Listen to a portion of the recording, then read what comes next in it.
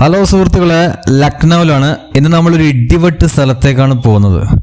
നമ്മൾ ഇന്ന് പോകുന്നത് ഡോക്ടർ ഭീം അംബേദ്കർ മെമ്മോറിയൽ പാർക്കിലേക്കാണ് പോകുന്നത്. ഇന്ത്യയിലെ ഏറ്റവും വലിയ പാർക്കുകളിലൊന്ന് ഒരു ഇടിവെട്ട് സംഭവമാണത്. അത് ഞാൻ യൂട്യൂബിൽ കണ്ടപ്പോൾ ഞാൻ ഞെട്ടിപ്പോയി. അതുകൊണ്ടാണ് ഞാൻ ഇവിടെ വന്നത്. ഇത് ഗോമതി നഗറിലാണ് ഉള്ളത്. ഇപ്പോൾ ലക്നൌവിൽ നിന്ന് നമുക്ക് ബസ്സിലോ അല്ലെങ്കിൽ ഓട്ടോ ടാക്സിയിലൊക്കെ വരാം. ഗോമതി നഗർ എന്നാണ് സ്ഥലത്തിൻ്റെ പേര്. ഗോമതി നഗറിലാണ് ഉള്ളത്. ജസ്റ്റ് ഒരു 20 റുപ്പീസ് മാത്രം, 25 റുപ്പീസ് മാത്രമേ ഉള്ളൂ ടിക്കറ്റിന്. പക്ഷേ ഇത് കാണേണ്ട ഒരു കാഴ്ചയാണ്. കാരണം ഇത്രയും വലിയ 108 ഏക്കർ ഉണ്ട്. 110 ഏക്കറിൽ വ്യാപിച്ചു കിടക്കുന്ന ഒരു വലിയ മെമ്മോറിയൽ പാർക്കാണിത്.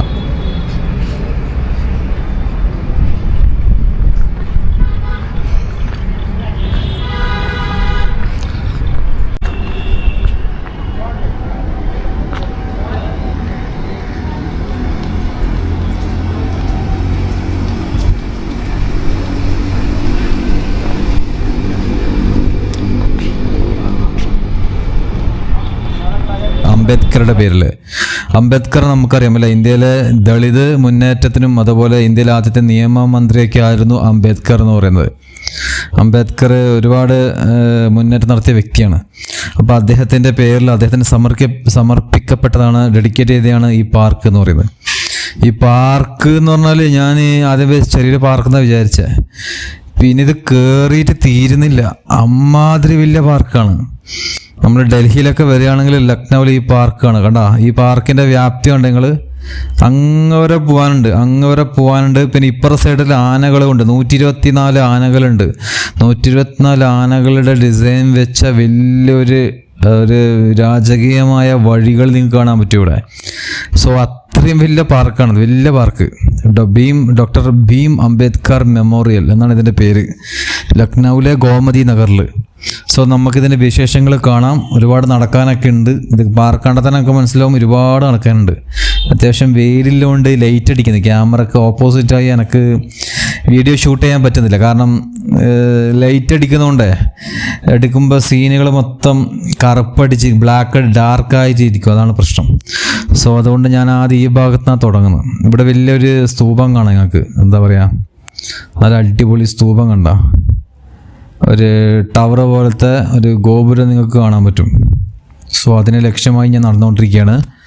അതിൻ്റെ 4 ചുറ്റിലുമായിട്ട് ആനയുടെ ഒരു ശില്പം അടക്കി വെച്ചിട്ടുണ്ട്. ഒന്നാമത് പിന്നെ നല്ല ചൂടുണ്ട്, അത്യാവശ്യം നല്ല ചൂടുണ്ട്. ചൂട് കുറവൊന്നുമില്ല. സോ ഞാൻ എന്തായാലും രാവിലെ ഇപ്പം ഏകദേശം ഉച്ച കഴിഞ്ഞിട്ടാണ് ഉള്ളത്.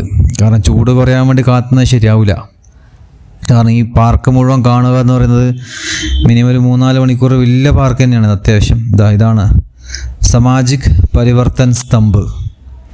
ആ സ്തംഭമാണിത്, ആ സ്തൂപം. മലയാളത്തിൽ സ്തൂപം എന്ന് പറയാല്ലേ, ഇതിൽ സ്തംഭ് എന്ന് പറയുന്ന പോലെ. സോ ആ സ്തൂപമാണ് ഇവിടെ കിടക്കുന്നത്. ആ സ്തൂപത്തിൻ്റെ ചുറ്റിലും ആനകളുടെ ഡിസൈനുകളൊക്കെ ഉണ്ട്. ഇത് കണ്ട നിങ്ങൾ നല്ല വലിയ ലെങ്ത്തിലാണ്. സോ നമുക്ക് കുറച്ചുകൂടി മുന്നോട്ട് പോവാം. ഓക്കെ.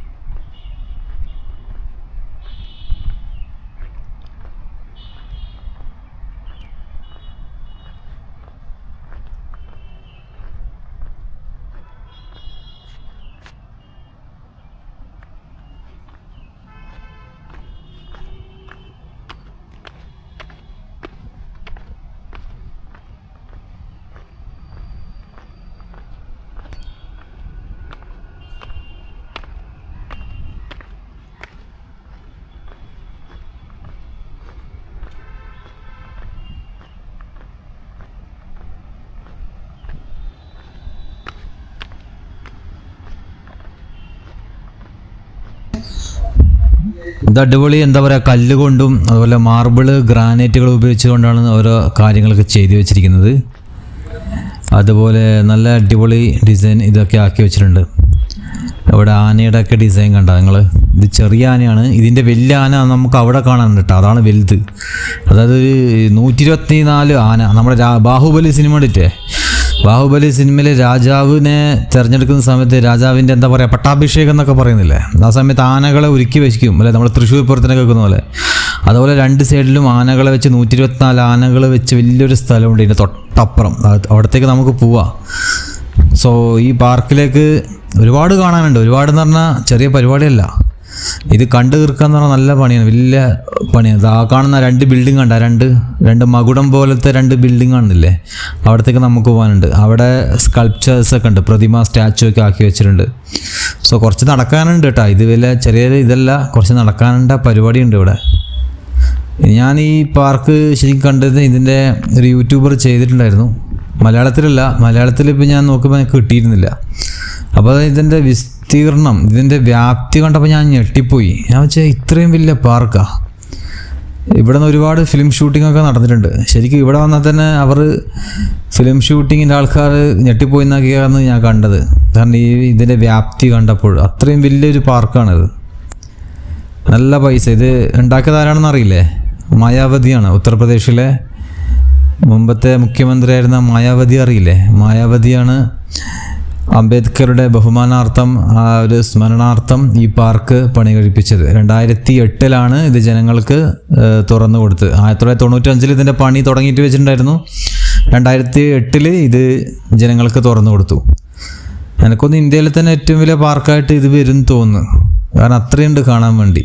മീൻസ് ഇതിൻ്റെ ലെങ്ത്ത് ഭയങ്കരം, വിസ്തീർണം 108-110 കിലോമീറ്ററായിട്ടുണ്ട്. സോറി 118 ഏക്കർ, കിലോമീറ്റർ അല്ല, ഏക്കറാണ്. സോ നമുക്ക് അവിടത്തേക്ക് പോവാം. ഓക്കെ, ഇവിടെ നല്ല ഫ്ലവറൊക്കെ വെച്ച്, നല്ല കല്ലൊക്കെ വെച്ചിട്ട് നല്ല ഗാർഡനും ഫ്ലവറൊക്കെ അടിപൊളി സൂപ്പറായി ചെയ്തിട്ടുണ്ട്. ഈ കല്ല് കണ്ടേ നിങ്ങൾ? നമ്മൾ മുമ്പ് ഈ മലയോര മേഖലയൊക്കെ പോയാൽ ഈ കല്ല് കാണാൻ പറ്റുമല്ലേ? ഈ തോടിൽ നിന്ന് എടുക്കുന്ന കല്ലുണ്ടല്ലോ, നല്ല ഉരസിയിട്ട് നല്ല മിനുസുള്ള കല്ല്, ആ കല്ലാണത്. സോ ഇതാ അവിടെ നമുക്ക് പോവാം. എന്താ പറയുക, ഒരു മകുടം പോലുള്ള 2 വലിയ ബിൽഡിങ്ങുകളാണത്.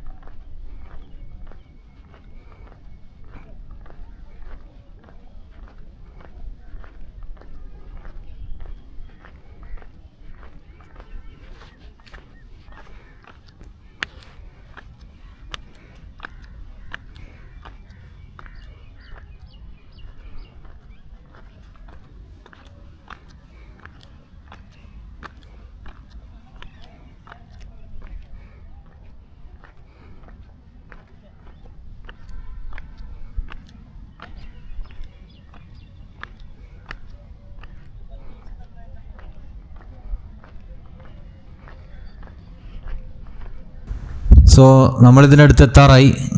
ഇത് എൻ്റെ അമ്മ, ഇത് വലിയ ബിൽഡിംഗ് തന്നെയാണ് കേട്ടോ. അത്യാവശ്യം നല്ല വലിയ ബിൽഡിംഗ് തന്നെയാണിത്. നല്ല എന്താ പറയുക, നല്ല മുകളത്തെ ഷേപ്പ് കണ്ട, നല്ല റൗണ്ട് ഷേപ്പിലാക്കി 2 ബിൽഡിങ്. ഉള്ളിലേക്ക് കൂടി നടക്കാനുള്ള ഫെസിലിറ്റി ഉണ്ട് തോന്നുന്നു, രണ്ടിനെയും കണക്ട് ചെയ്തിട്ട്. നല്ല മാർബിളും ഗ്രാനൈറ്റൊക്കെ ഇട്ട് നല്ല ക്ലീൻ നീറ്റ് പ്ലേസ് തന്നെയാണ്. ലൈറ്റ് ഒക്കെ വെച്ചിട്ടുണ്ട് അതിന് ഫ്ലോറിൽ. നല്ല ചുമരിൽ നല്ല ഡിസൈനുകളൊക്കെ ഉണ്ടാക്കിയിട്ടുണ്ട്. നല്ല കല്ല് തന്നെയാണ് ഉപയോഗിച്ചിരിക്കുന്നത്. സോ എന്നിരുന്നാലും നമുക്ക് അകത്തേക്ക് പോവാം. അകത്ത് എന്താണെന്ന് നമുക്ക് നോക്കാം. അകത്തെ വിശേഷങ്ങൾ എന്തൊക്കെയാണെന്ന് നമുക്ക് നോക്കാം. ഓക്കെ. സോ ഇതിന് ഏകദേശം കോടിക്കണക്കിന് രൂപ ചിലവാക്കിയിട്ടുണ്ട് എന്ന കാര്യത്തിൽ ഒരു തർക്കവുമില്ല, ഒരു സംശയവുമില്ല. ഇവിടെ വലിയ സ്റ്റാച്ചു ഒക്കെ കാണാൻ പറ്റും നിങ്ങൾക്ക്. വാതിലുകളൊക്കെ കണ്ട, എല്ലാ വാതിലാണ്. വാതിലൊക്കെ നിങ്ങൾ, എൻ്റെ അമ്മോ, വാതിൽ തന്നെ ഒരു കൊട്ടാരത്തിന് അത്രയില്ല വാതിൽ. ആ വാതിലിൻ്റെ ഡിസൈനൊക്കെ കണ്ട, നല്ല ആനയുടെ എന്താ പറയുക, തുമ്പിക്കൈയൊക്കെ വെച്ച് നല്ല അടിപൊളിയാക്കി. ശരിക്കും കേരളത്തിലാണ് ആനയുമായി ബന്ധപ്പെട്ട കൂടുതൽ കാര്യങ്ങൾ. പക്ഷേ ഇവർ ഉത്തർപ്രദേശിലാണ് ആനയുടെ ഇത്രയും മനോഹരമായിട്ട് ആനേനെ കാണാൻ പറ്റുക എന്നുള്ളത് മറ്റൊരു കാര്യം. ഉത്തർപ്രദേശിൽ ആനയുണ്ട്, പലയിടത്തും ആനയുണ്ട്. എല്ലായിടത്തും മീൻസ് ആന കൂടുതൽ ഉള്ളത് കേരളത്തിലാണ്. കേരള ബ്ലാസ്റ്റേഴ്സ് എന്നൊക്കെ പറയുന്നില്ലേ, കേരള ബ്ലാസ്റ്റേഴ്സ് ചിഹ്നമല്ലേ. ഇതാണ്ട, ഇതാരുടെ സ്റ്റാച്ചു മനസ്സിലായി, ഇത് മായാവതിയാണ്. മായാവതിയുടെ സ്റ്റാച്ചു ആണ് നടുക്ക് വെച്ചിരിക്കുന്നത്. പിന്നെ ചുറ്റിലും വേറെ ചില ആൾക്കാരുടെ സ്റ്റാച്ചു ഉണ്ട്. അത് ശ്രീബുദ്ധൻ്റെ ഉണ്ട്. എനിക്ക് ഓരോ ആൾക്കാരുടെ പേര് പെട്ടെന്ന് ക്യാച്ച് ചെയ്യാൻ പറ്റുന്നില്ല. ശ്രീബുദ്ധൻ്റെ ഉണ്ട്. അതുപോലെ ഇവിടെ ഒരാൾക്കാരുണ്ട്. ഇത് വേറൊരാളാണ്. ഇത് ശരിക്കും പറഞ്ഞാൽ ഞാൻ അതിൻ്റെ അടുത്ത് പോയിട്ട് ഷൂട്ട് ചെയ്യാൻ പറ്റാത്തതുകൊണ്ടല്ല, ഇത് മുഴുവൻ കാണണമെങ്കിൽ ഒരുപാട് സമയം എടുക്കും. ഇതാണ്ട, ഇത് Mayawati, the statue of the Mayawati. ഇത് മുഴുവൻ കണ്ട് എല്ലാത്തിൻ്റെയും കാര്യങ്ങൾ എടുക്കാന്ന് പറഞ്ഞാൽ ഈ സമയം ചെറുകിട നിൽക്കുന്ന പരിപാടിയല്ല, മണിക്കൂറുകളാവും. അപ്പോൾ നിങ്ങൾക്കും ബോറടിക്കും. അപ്പോൾ മാക്സിമം ഞാൻ ഇത്രയും സ്പീഡ് ചെയ്തിട്ട് തന്നെ ഏകദേശം എനിക്ക് കുറച്ച് സമയം എടുക്കും. 40 മിനിറ്റ് കഴിയും ഇതൊക്കെ എടുക്കാൻ. എനിവേ നമുക്ക് എന്ത് ചെയ്യാം, അടുത്ത ബിൽഡിങ്ങിലേക്ക് പോവാം. ഓക്കെ.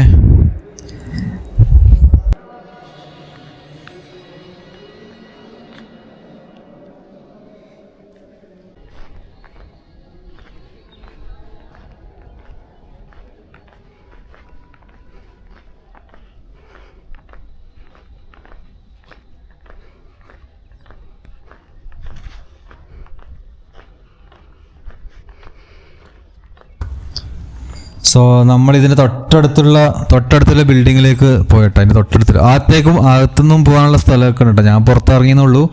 അകത്തുനിന്ന് അതിലേക്ക് കൂടെ നടന്നിട്ട് വരാനുള്ള ദൂരമേ ഉള്ളൂ.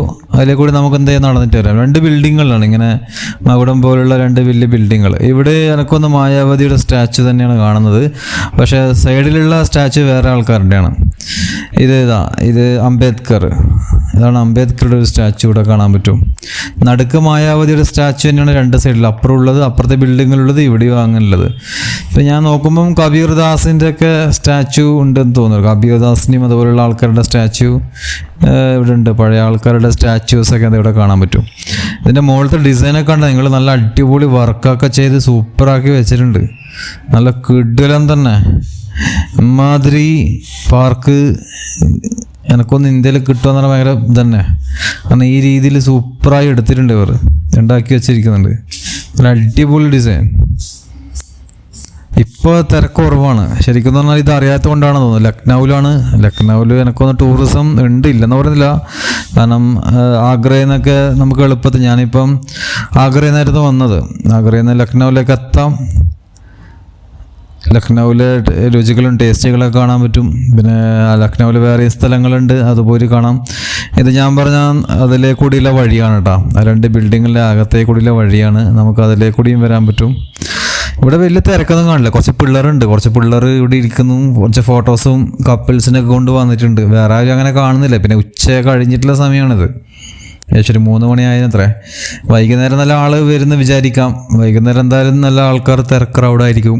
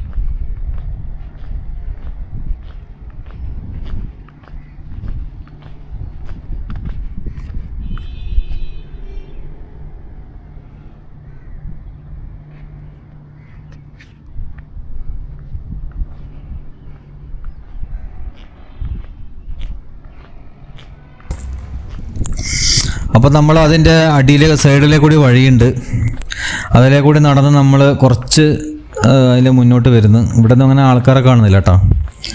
നമുക്ക് അപ്പുറത്തെ വഴിയിലേ കൂടി പോവാം. ഇതൊരു തുരങ്കം പോലത്തെ വഴിയാണ്. ഇതിലേ കൂടി നമുക്ക് എന്ത് ചെയ്യാൻ വരാം. ഇതിലേ കൂടി നടന്നിട്ട് നമുക്ക് അപ്പുറത്താം. ഓക്കെ, അപ്പുറത്തെ കാഴ്ചകളൊക്കെ നമുക്ക് എന്താണെന്ന് കാണാം. ഇത് കല്ല് കൊണ്ട് തന്നെ ഉണ്ടാക്കിയിട്ടോ, കല്ല് തന്നെ ഉണ്ട്. മാർബിള് നിലത്താണ്, ഗ്രാനൈറ്റ് പോലെ. ഗ്രാനൈറ്റാണ് സംഭവം. ഇവിടെ കണ്ടോ, നല്ല ഇതുപോലെ ഡിസൈനുകളൊക്കെ ആക്കി വെച്ചിട്ടുണ്ടോ, നല്ല അടിപൊളി. ഇത് ഏതെങ്കിലും മതങ്ങളെ പ്രതിനിധീകരിക്കുന്ന സാധനമാണെന്നും അറിയില്ല, ബുദ്ധമതത്തെയോ. ഹിന്ദു മതത്തിലാണെങ്കിൽ ഞാൻ ഇതേപോലത്തെ ഈ ഗോപുരം കണ്ട, ഇത് ഞാൻ കണ്ടതായിട്ട് ഓർക്കുന്നില്ല. പിന്നെ ജൂയിഷിലുണ്ട്, ജൂതമതത്തിലുണ്ട്, അത് ഈ രീതിയിലല്ല, വേറൊരു ഡിസൈനൊക്കെയാണ്. പിന്നെ ബുദ്ധമതത്തിലുണ്ടോയെന്ന് അറിയില്ല. എനിവേ ഇത് മതങ്ങളിൽ ചിലപ്പോൾ ഉണ്ടാവാൻ ചാൻസ് ഇല്ല. ഈ ഗോപുരം പോലെ ആക്കി വെച്ചിട്ടുണ്ട്. നമുക്ക് ജസ്റ്റ് ഫോട്ടോസും കാര്യങ്ങളൊക്കെ എടുക്കാം. നല്ല അടിപൊളി ബിൽഡിംഗ് അല്ലേ. ബിൽഡിങ്ങൊക്കെ അതിൻ്റെ ഡിസൈനൊക്കെ ഉണ്ടോ, പുറത്തത്തെ നല്ല വർക്കൊക്കെ ചെയ്തിട്ടുണ്ട് അതിൽ അടിപൊളിയായിട്ട്. പിന്നെ ഇവിടെ നല്ല മരങ്ങൾ ഒരുക്കി വെച്ചിട്ടുണ്ട്. ഈ പാമരാണെന്ന് തോന്നുന്നു. ഡേറ്റ്സ് ഈത്തപ്പഴമല്ല, പാമാണോ ഏതൊരു മരമാണ്. മരത്തിൻ്റെ പേരും അറിയില്ല എനിക്ക്. അതൊരിക്കൽ നല്ല അടിപൊളിയാക്കി, നല്ല അടിപൊളി ഗാർഡൻ ചെയ്ത് സൂപ്പറാക്കി വെച്ചിരിക്കുന്നുണ്ട്. ആ സ്റ്റോണൊക്കെ വെച്ച് അടിപൊളിയാക്കി വെച്ചിട്ടുണ്ട് അതിന്. സോ നമുക്ക് അപ്പുറത്തേക്ക് പോകാം. അതാണ് ഞാൻ പറഞ്ഞ ആനകളൊക്കെ ഉണ്ടോ നിങ്ങൾ? അതൊരു ഇടിപെട്ട് സാധനമാണ് കേട്ടോ. അല്ല, ബാഹുബലി സിനിമയിലുള്ള പോലെ ആനകളുടെ സ്ഥലമാണത്. 124 ആനകളുടെ പ്രതിമകളുണ്ട് അവിടെ. ഏറ്റവും വലുത് സ്റ്റാച്ചു അടിപൊളിയായി വെച്ചിട്ടുണ്ട്. സോ നമുക്ക് നേരെ നടന്നിട്ട് അപ്പുറ സൈഡിലേക്ക് പോകാം. ഓക്കെ,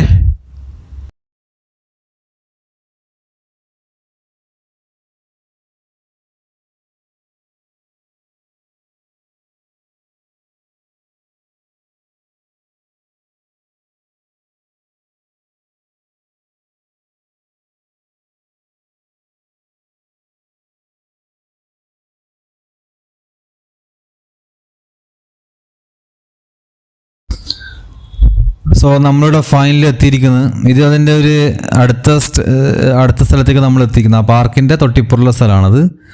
ഇവിടെ കണ്ടോ നിങ്ങൾ, ആനകളെ കൊണ്ട് അടിപൊളിയാക്കി വെച്ചിരിക്കുന്നത്. ഇവിടെ വാട്ടർ ഫൗണ്ടൈനൊക്കെ ഉണ്ട് കേട്ടോ. വാട്ടർ ഫൗണ്ടൈൻ ഉണ്ട്. ഏതൊരു തെണ്ടി അവിടെ പ്ലാസ്റ്റിക്കിൻ്റെ ബോട്ടിലൊക്കെ വലിച്ചിരിക്കുന്നത്. എനിവേ നിങ്ങൾ ഈ സ്ഥലം കണ്ട, ഇത് അപ്പുറ സൈഡിലും ഇപ്പുറ സൈഡിലും നല്ല ആനകളുടെ സ്കൾപ്ചറാണ്, ആനകളുടെ സ്റ്റാച്ചു, പ്രതിമ. നോക്കൂ നിങ്ങൾ, എത്ര ദൂരം, എത്ര ആനകൾ, 124 ആന ഉണ്ടല്ലോ അപ്പുറം ഇപ്പുറമായിട്ട്. അതായത് രാജാവൊക്കെ വരുമ്പോൾ രാജകീയമായ വണക്കം പറയാറില്ല. ഈ ആനകൾ അതിൻ്റെ എന്താ പറയുക, സപ്പോർട്ട് കൊടുക്കുന്നില്ല. ആ രീതിയിൽ ഉണ്ടാക്കി വെച്ചിരിക്കുകയാണ്. ഇപ്പം ഞാനിത് കണ്ടത് നമ്മളെ ബാഹുബലി സിനിമ കണ്ടിട്ടുണ്ട്. ബാഹുബലി സെക്കൻഡ് പാർട്ട് കണ്ടില്ലേ, ഫസ്റ്റിലുണ്ടെന്ന് തോന്നുന്നു. രാജാവ് വരുമ്പോൾ ആനകളെ നിർത്തിയിരിക്കുന്ന, അപ്പുറം ഇപ്പുറം നിർത്തിയിരിക്കുന്നതാണെന്നില്ലേ, ആ രീതിയിൽ രാജാവിനെ സപ്പോർട്ട് കൊടുക്കാൻ വേണ്ടിയിട്ട്. കാരണം ഈ ആന എന്ന് പറയുന്ന പഴയ ഹിസ്റ്ററിയിലൊക്കെ മെയിനായിട്ട് ഉപയോഗിച്ചിരിക്കുന്നതാണ്. ആന എപ്പോഴും മനുഷ്യൻ്റെ കൂടെ ഉള്ള സാധനം തന്നെയാണ്. ഇത് പറയുക, അങ്ങ് ദൂരം കാണുന്ന ബിൽഡിംഗ് കണ്ട, ആ ലാസ്റ്റ് അത്രം വരെ ഉണ്ട്.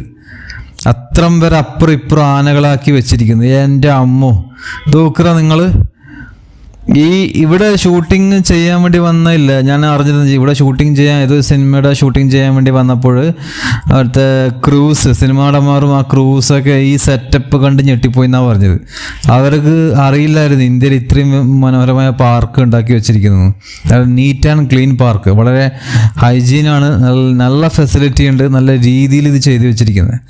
ഇതൊക്കെ ആനകൾ എത്ര ദൂരെ അങ്ങ് വരുന്നുണ്ട്. ഒരു ഫിലിം സിറ്റീൻ്റെ ഒക്കെ പോയ പോലെ ഉണ്ടായി എനിക്ക് തോന്നുന്നത്, അനുഭവപ്പെട്ട്. അടിപൊളിയാക്കി. ഇത് സ്റ്റോൺ കൊണ്ട്, കല്ലുകൊണ്ട് ഉണ്ടാക്കിയ ആനകൾ കണ്ടെങ്കിൽ അതിനെ ആ ഒരു തറേൻ്റെ മുകളിൽ കയറ്റി വെച്ചിരിക്കുന്നു. അങ്ങ് ദൂരെ കാണുന്നത് അംബേദ്കറുടെ പ്രതിമയാണെന്ന് തോന്നുന്നു. അംബേദ്കർ, നമുക്ക് അവിടത്തേക്ക് പോവാം, കുറച്ച് നടക്കാനുണ്ട്. ഇവിടെ ലൈറ്റും കാര്യങ്ങളൊക്കെ ഉണ്ട്. കണ്ട ഈ കുറ്റികൾ കണ്ട, ലൈറ്റൊക്കെയാണ്. ലൈറ്റ് അത് രാത്രിയിൽ നല്ല രീതിയിൽ പ്രകാശിക്കും. രാത്രി നല്ല വ്യൂ ആയിരിക്കും. പക്ഷെ രാത്രി വരെ നിൽക്കാൻ എനിക്കിപ്പോൾ സമയമില്ല. അതാണ് വേറൊരു പ്രശ്നം എന്ന് പറയുന്നത്. കാരണം ഒന്നാമത് ടു ടയേർഡാണ് ഇപ്പം. ഇത് കഴിഞ്ഞിട്ട് വേണം വേറെ ഏതെങ്കിലും സ്ഥലത്തേക്ക് പോകാൻ വേണ്ടി. അപ്പോൾ നമ്മളിത് കണ്ടിട്ട് അവിടത്തേക്ക് എത്തുക എന്നുള്ളതാണ് കാര്യം. സോ ഒന്നാമത് ചൂടും കാര്യങ്ങളൊക്കെ ഉണ്ട്. ഞാൻ മാക്സിമം ഒരു ദിവസം തന്നെ 2-3 സ്ഥലത്തൊക്കെ പോയി ഷൂട്ട് ചെയ്യുന്നതുകൊണ്ട് നല്ല ടയേർഡ് തന്നെയാണ്. അത്യാവശ്യം നല്ല ടയേർഡായിട്ടാണ് വരിക. കാരണം നമുക്ക് ഓരോ ദിവസം ചെറിയ ചെറിയ ഷൂട്ടിങ് ചെയ്താൽ നമുക്ക് നടക്കൂല. ഇന്ത്യ പോലത്തെ ഒരു രാജ്യമാണ്, ഒരുപാട് കാണാനുണ്ട്. അങ്ങനെയുള്ള എൻ്റെ തെരച്ചിലൊടുവിലാണ് ഞാൻ ഈ സ്ഥലം കണ്ടെത്തിയത്. നല്ല അടിപൊളി സ്ഥലത്തേക്ക് ഇവിടെ വന്ന് ഞാൻ ഒരുപാട് സമയം ഇവിടെ സ്പെൻഡ് ചെയ്തു. പ്രത്യേകിച്ച് ഈ സിസ്റ്റം, ഈ രീതി എനിക്ക് വളരെ വളരെ ഇഷ്ടപ്പെട്ടിട്ടുണ്ടായിരുന്നു. ആനകളെ കൊണ്ടുള്ള ഇതില്ലേ ഈ വ്യൂ നല്ല അടിപൊളിയായിട്ടുണ്ട്, സൂപ്പറായി വെച്ച്.